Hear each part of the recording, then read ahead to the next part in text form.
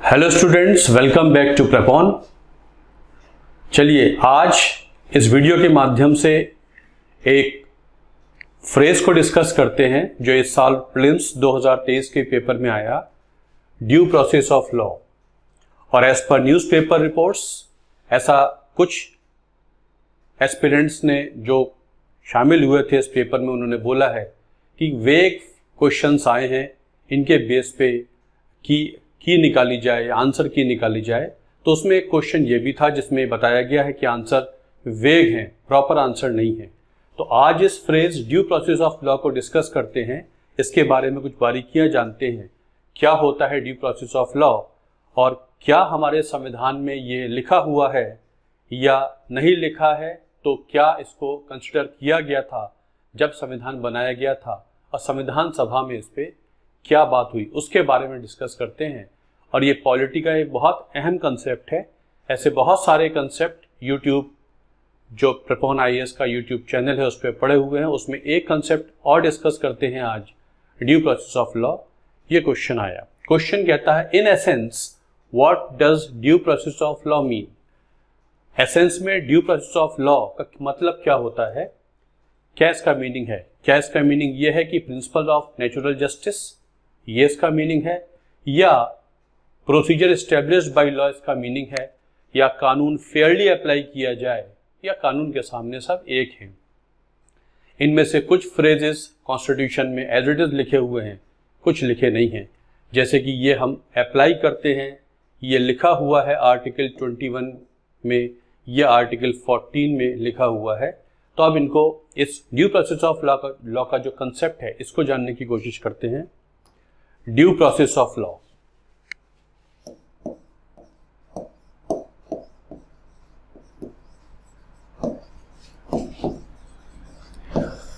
उससे पहले जानते हैं what is procedure established by law. इसको समझेंगे तो इसकी समझ बनेगी। आर्टिकल 21 ऑफ द कॉन्स्टिट्यूशन वो कहता है no person can be deprived of his life and personal liberty except according to procedure established by law. किसी व्यक्ति को उसकी लाइफ का डेप्रीवेशन नहीं हो सकता, उसकी पर्सनल लिबर्टी का डेप्रीवेशन नहीं हो सकता है तो फॉलो करना पड़ेगा एक procedure that is duly passed by the parliament established by law. बाकायदा पार्लियामेंट ने उस पर डिस्कस किया है, पास किया है पार्लियामेंट्री प्रोसीजर से। ऐसा कानून एग्जिस्ट करता है, उसकी एप्लीकेशन से आप किसी की भी उसकी पर्सनल लिबर्टी या उसकी लाइफ डेप्रीवेशन कर सकते हैं। इस फ्रेज को समझे लिटरली तो इसका मतलब ये होता है कि there is a process explaining how a person can be deprived of his life and personal liberty under the law.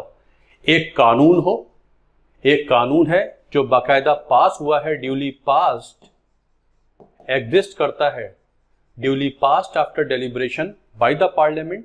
Parliament ने एक कानून बनाया है और कानून में वो सब प्रोसेस लिखा हुआ है, वो पूरी स्टेजेस लिखी हुई हैं।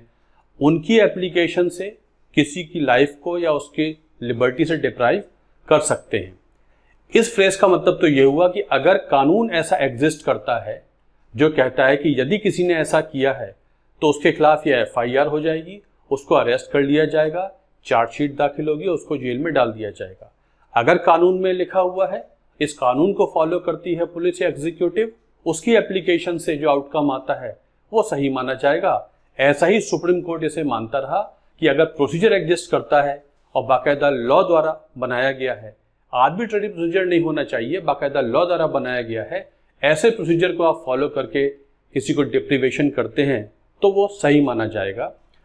अब इसका मतलब ये भी हो सकता है कि पार्लियामेंट ने अपनी एक मेजॉरिटी के तहत, किसी पार्टी की दोनों हाउसेज में मेजॉरिटी है, उन्होंने एक ऐसा लॉ पास करा दिया जो उनके लिए फायदे का है।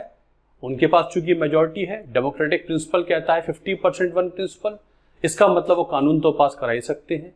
लेकिन जब वो कानून पास कराते हैं तो कुछ ऐसी चीजों को मिस कर देते हैं जो व्यक्ति के सब्सटेंटिव राइट्स सब्सटेंटिव राइट्स को वॉयलेट करता है।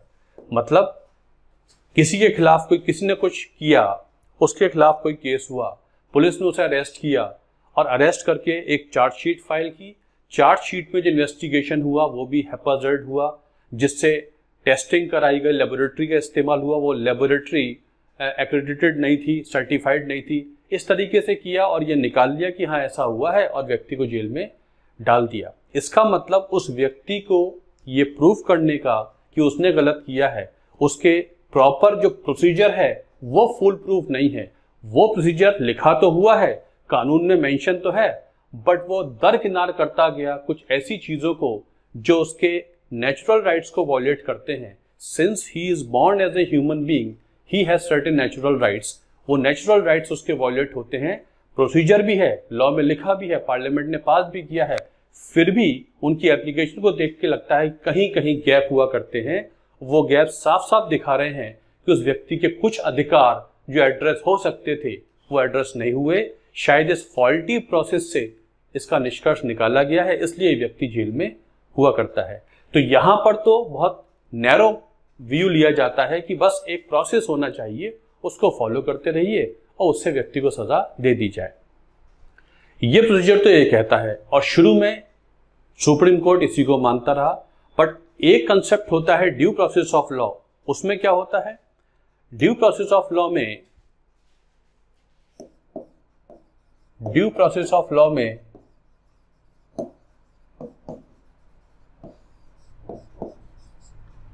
सब्सटेंटिव राइट्स का ध्यान रखा जाता है।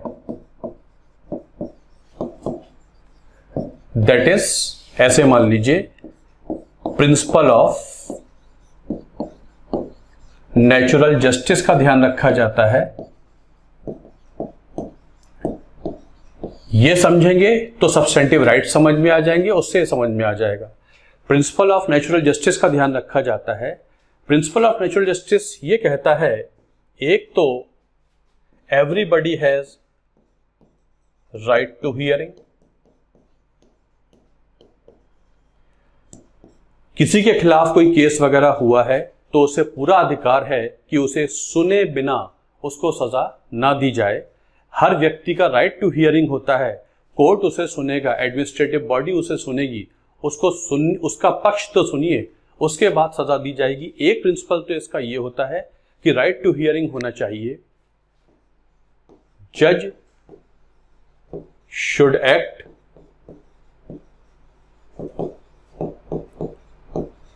विदाउट बायस।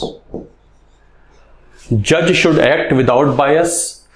जो जजमेंट करने वाला व्यक्ति है, जो फैसला देने वाला व्यक्ति है, वो फैसला चाहे गवर्नमेंट डिपार्टमेंट का हेड भी हो सकता है या सुप्रीम कोर्ट के जज भी हो सकते हैं। जो भी जज है, जो भी इस केस को जज कर रहा है, वो किसी प्रकार की एक बायसनेस के साथ केस को ना देखे। मतलब उसका न्यूट्रल होना बहुत जरूरी है।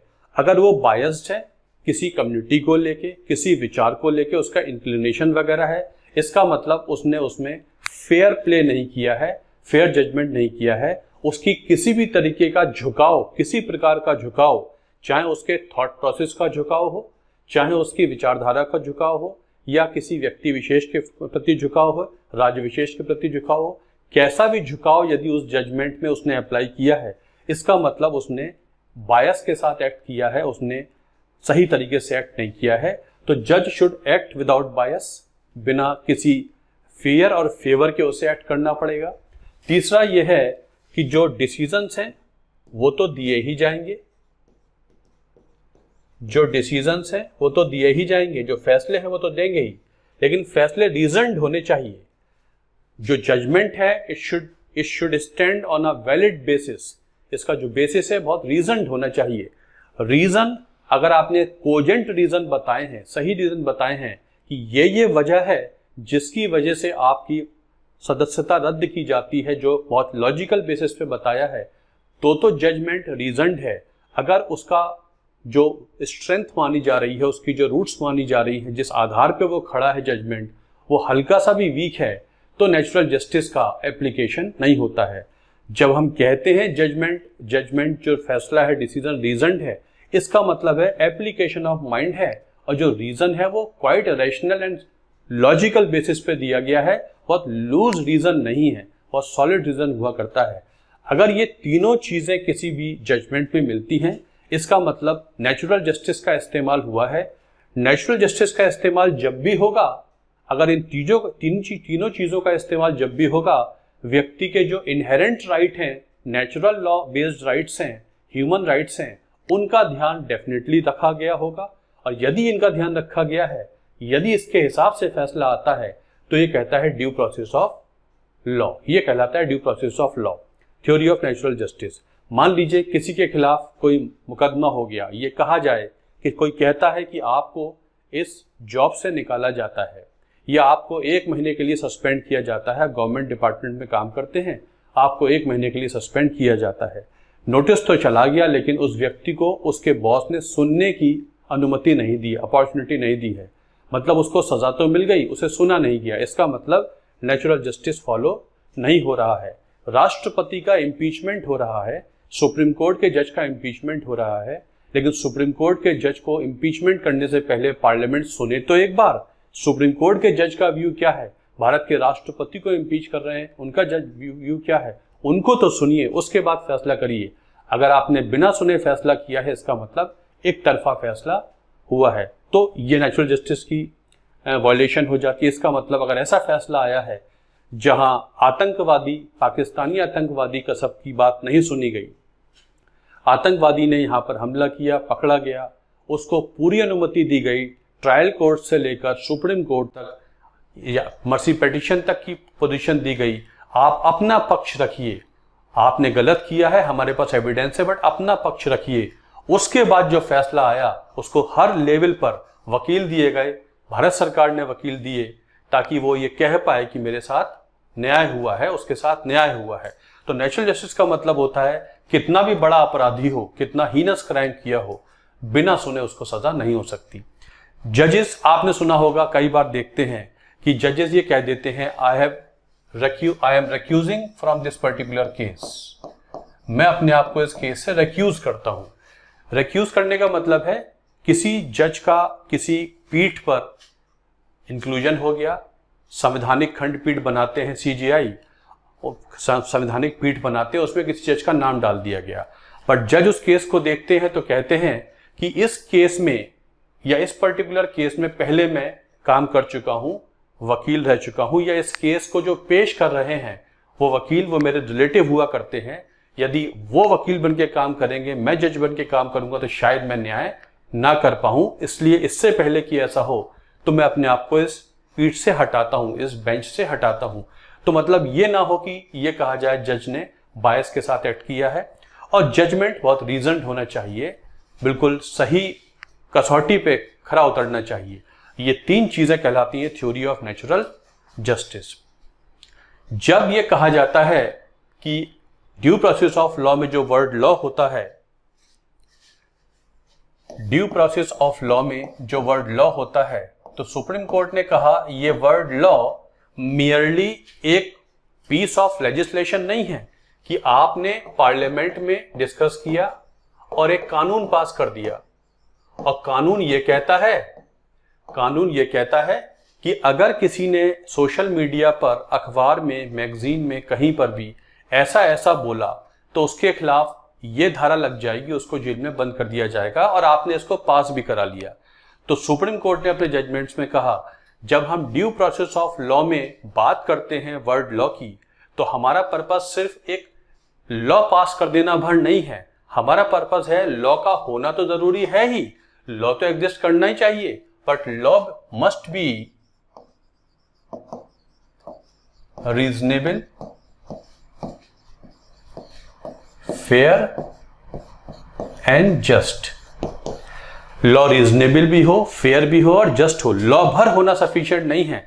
मतलब अगर कोई कानून बना है जो किसी व्यक्ति की पर्सनल लिबर्टी को ले लेता है, तो उस कानून को इस नाते भी चेक कर सकते हैं क्या वो कानून रीजनेबल है, क्या वो फेयर है, क्या जस्ट है। अगर कानून को देख के सुप्रीम कोर्ट को लगता है कि इसमें नेचुरल जस्टिस की थ्योरी इंप्लाइड नहीं हो रही है, हम इसमें गैप देख रहे हैं, ऐसा लगता है कि सरकार इस पर्टिकुलर इस तरीके के केसेस में शायद ज्यादा सुनने की आजादी किसी को ना दे, तो लगता है कि ये लॉ वर्ड, जो लॉ वर्ड यहां इस्तेमाल हुआ है ये अपनी पूरी डेफिनेशन नहीं दे पा रहा है। तो इसमें सुप्रीम कोर्ट कहता है जब यहां पर ड्यू प्रोसेस ऑफ लॉ में वर्ड इस्तेमाल होता है तो ये अपने अंदर निहित रखता है उन चीजों को जिससे लॉ फेयर भी होता है, जस्ट भी होता है और रीजनेबल भी होता है। लॉ ऐसा भी हो सकता है कि लॉ के होने से जो निकल के आए वो हो सकता है अनफेयर हो, लेकिन चूंकि लॉ में लिखा हुआ है ऐसा हो सकता है तो ऐसा हो सकता है। इसलिए यहां पर हम कानून को इस पॉइंट ऑफ व्यू से भी चेक कर सकते हैं। कानून पार्लियामेंट ने पास कर दिया एक बात है, बट हम ये भी देखेंगे क्या पार्लियामेंट ने उस कानून में उन चीजों को रखा है जिससे हम ये कह पाए कि लॉ रीजनेबल है, लॉजिकल है, रैशनल है और लॉ फेयर है, जस्ट है। इससे जो निकाला जा रहा है, इसकी एप्लीकेशन के बाद जो निकलेगा वाकई वो न्याय संगत होगा, कहीं भी हमको गैप नहीं दिखाई दे रहे हैं। अगर ऐसा होता है तो सुप्रीम कोर्ट उस लॉ को सही मानता है और कहता है yes it is the due process of law. तो ड्यू प्रोसेस ऑफ लॉ कुछ प्रोसीजर एस्टेब्लिश बाय लॉ से ऊपर हट के बात करता है। वो न्याय का जो सब्सटेंटिव एस्पेक्ट होता है कि अल्टीमेटली व्यक्ति को न्याय ही मिलना चाहिए, उसको ध्यान में रखता है। तो ये कहलाता है ड्यू प्रोसेस ऑफ लॉ और ये लिया गया है अमेरिकन कॉन्स्टिट्यूशन से, अमेरिकन सिस्टम से लिया गया है। अमेरिका के 5th amendment to the constitution में ड्यू प्रोसेस ऑफ लॉ इस्तेमाल हुआ है, that is called due process of law. हमारे देश में it is not mentioned in the constitution.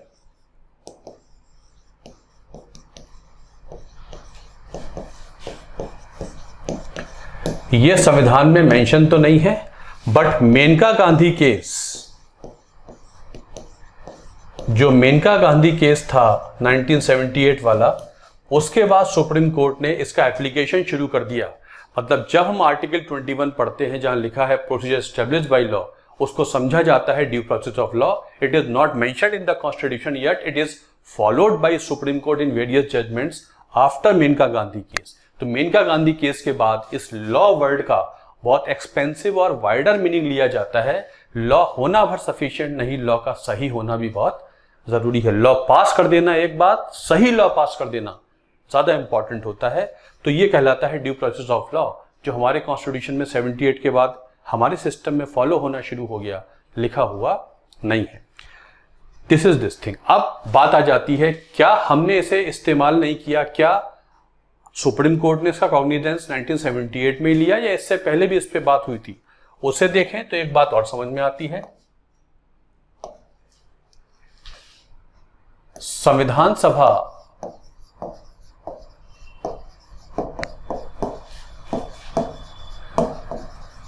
And due process of law,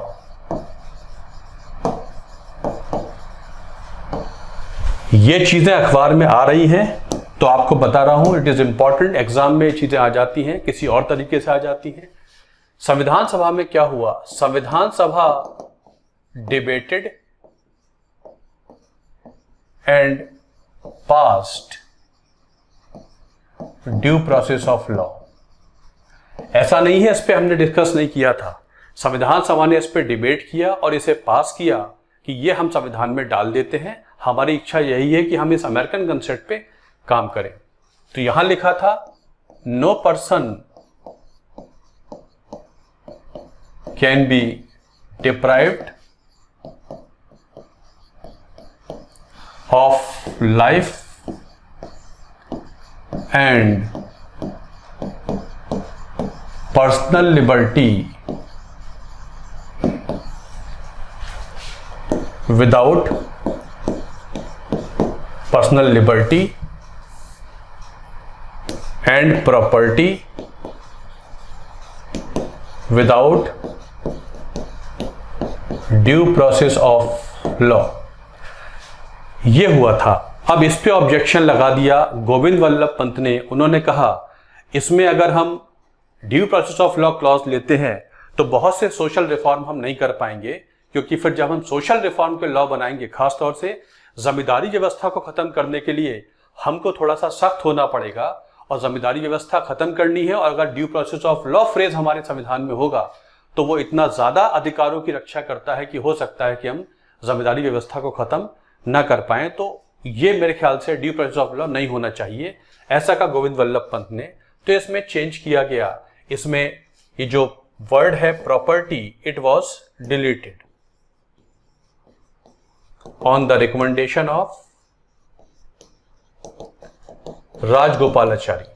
Rajagopalachari ने कहा ठीक है, कॉम्प्रोमाइज कर लेते हैं, फ्रेज रखते हैं, बट प्रॉपर्टी वर्ड को हटा देते हैं ताकि प्रॉपर्टी पे एप्लीकेशन ना हो और जमींदारी व्यवस्था सही खत्म करना बहुत जरूरी है। तो इसमें से प्रॉपर्टी वर्ड हटा दिया गया on the recommendation of Rajagopalachari. और फाइनली जो ड्राफ्ट संविधान, जो डिबेट हुई संविधान सभा में, उसमें यही बोला गया, no person can be deprived of life and personal liberty without personal liberty को अभी हटा दीजिए। लिबर्टी शब्द इस्तेमाल हुआ था शुरू में, ड्यू प्रोसेस ऑफ लॉ, ये फाइनली हो गया, इसको पास भी कर दिया गया, दैट वाज पास इन 1947। अब प्रॉब्लम आती है, ये जाता है BN राव के पास। आपको पता है BN Rao was adviser to the Constituent assembly.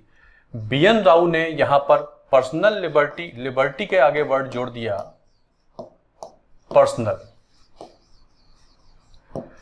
Due process of law फिर रिटेन हुआ, संविधान सभा ने तो पास कर दिया, लेकिन BN राव के पास जब ये गया तो उन्होंने एक अमेरिकन सुप्रीम कोर्ट के जज से कंसल्ट भी किया, जस्टिस फ्रैंकफर्टर, और उनसे बात करने के बाद उन्होंने अपना फैसला बनाया और इसमें लिबर्टी में एक वर्ड पर्सनल ऐड कर दिया जो ओरिजिनली नहीं था, जो पहले पास हुआ था, और ये लिया उन्होंने आयरिश कॉन्स्टिट्यूशन से। वर्ड लिबर्टी पर्सनल लिया गया है आयरिश कॉन्स्टिट्यूशन से, और ड्यू प्रोसेस ऑफ लॉ फिर भी रिटेन रहा। बट फाइनली जब संविधान सभा ने इसको पास किया तब इसमें बाकी चीजें ऐड हो गई। प्रॉपर्टी वर्ड पहले ही हटा दिया गया था और ड्यू प्रोसेस ऑफ लॉ भी फाइनली नहीं मिला, और वर्ड ले लिया गया procedure established by law, taken from Japanese constitution. Japan के संविधान से शब्द लिया गया, Japanese constitution, procedure established by law. तो फाइनली आर्टिकल 21 में जहां पर्सनल लिबर्टी की बात होती है वो ऐसे बोलता है, no person can be deprived of his life and personal liberty except according to procedure established by law. लिखा अभी भी संविधान में यही है, लेकिन एप्लीकेशन अब होती है ड्यू प्रोसेस ऑफ लॉ की, जहां पर नेचुरल जस्टिस का विशेष ध्यान रखा जाता है। और नेचुरल जस्टिस का ध्यान रखने का मतलब यह है कि व्यक्ति के वो अधिकार जो निहित हैं उसके डिग्निफाइड ह्यूमन एग्जिस्टेंस में, उनका ध्यान रखा जाएगा। इसको देखें तो हमारे पास सीधा सीधा आंसर है कि due process of law essentially means that the principle of natural justice. ये होगा नहीं, क्योंकि यहां पर लॉ वर्ड का मीनिंग बहुत नैरो लिया गया है। कानून का होना भर सफिशिएंट है, कानून सही है या नहीं है इससे हमें मतलब नहीं है, पहले सुप्रीम कोर्ट ने मेंटेन किया था। फेयर एप्लीकेशन लॉ भी इसलिए गलत है क्योंकि लॉ, अगर लॉ में 4 पॉइंट लिखे हुए हैं और पुलिस वो चारों पॉइंट को फॉलो कर रही है तो लॉ तो ठीक से फॉलो हुआ है। लॉ में लॉ जो है वो अनफेयर है, लेकिन जो चारों पॉइंट लिखे हुए हैं वो पुलिस ने फॉलो किए हैं, तो लॉ तो फेयरली फॉलो हुआ है। उन्होंने लॉ को एप्लीकेशन करने में तो गड़बड़ नहीं की, इसका मतलब ये भी गलत है। इक्वलिटी बिफोर लॉ होता नहीं है, कानून के सामने सब बराबर है, आर्टिकल 14 का एक फ्रेज हुआ करता है। इसलिए ड्यू प्रोसेस ऑफ लॉ का एसेंशियली मीनिंग होता है principle of natural justice. Law not only should exist, law should be fair, just and reasonable.